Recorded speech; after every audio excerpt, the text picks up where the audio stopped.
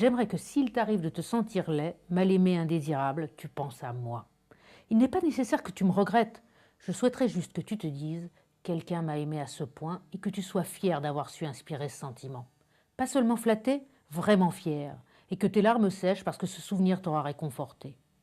Si cette pensée, que j'imagine fugace, fait naître sur tes lèvres l'émerveillement unique d'un petit sourire d'enfant consolé, celui dont je suis incapable de décrire la beauté à ceux qui sont incapables de la percevoir, rien de ce qui aura précédé n'aura été vain. Je n'aurais pas souffert pour rien.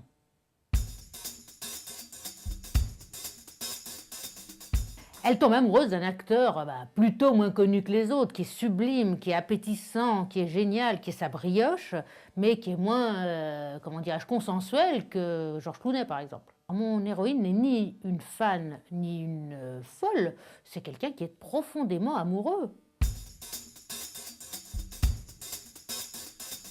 Là, je me compare, et je le pense vraiment, à Scrat, le petit rongeur de l'âge de glace qui court éternellement après son gland, car c'est un gland, pas une noisette, et qui ne l'obtiendra jamais. Je pense vraiment que tout le monde a plus ou moins son gland ou sa brioche, après laquelle il court sans jamais l'obtenir.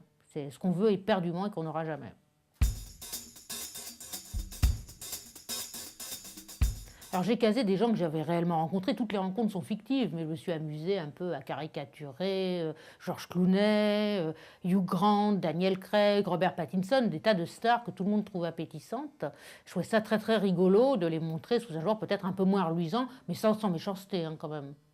Voilà, j'avais envie de montrer à quel point il peut être absurde de considérer que tous ces braves gens ont des choses passionnantes à dire, alors que bon, si n'importe qui dit qu'il aime, je sais pas moi, les choux de Bruxelles, les choux de Bruxelles, voilà, on ne va pas aller acheter des choux de Bruxelles exprès, alors que si c'est Brad Pitt, tout le monde fonce en acheter. C'est extraordinaire quand même. J'ai toujours aimé les mélanges de genres au cinéma ou dans la littérature, donc le jour où je me suis mise à écrire, j'ai un peu tout mélangé. C'est avant tout une histoire d'amour, mais il y a des éléments de polar, de suspense, d'humour. C'est une histoire d'humour, voilà, je crois que c'est plutôt ça. Écrire un premier roman, c'est très très dur, c'est pas du tout rigolo comme on pourrait l'imaginer, c'est beaucoup de souffrance. J'admire les gens qui disent qu'ils ont écrit sur un coin de table en 3 heures et que c'était terminé. Ouais, j'ai vraiment eu beaucoup de mal, j'ai beaucoup travaillé, je me suis beaucoup quand même amusée, il y a tout un côté ludique dans mon écriture, mais c'est beaucoup de douleur quand même.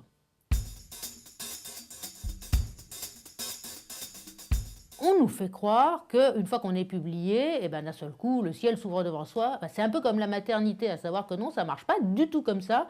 Oui, on est évidemment content d'avoir été publié, surtout par un bon éditeur comme Jean-Claude Lattès, mais après viennent toutes sortes d'autres angoisses. Je pense arriver à une espèce de plénitude vers 2075.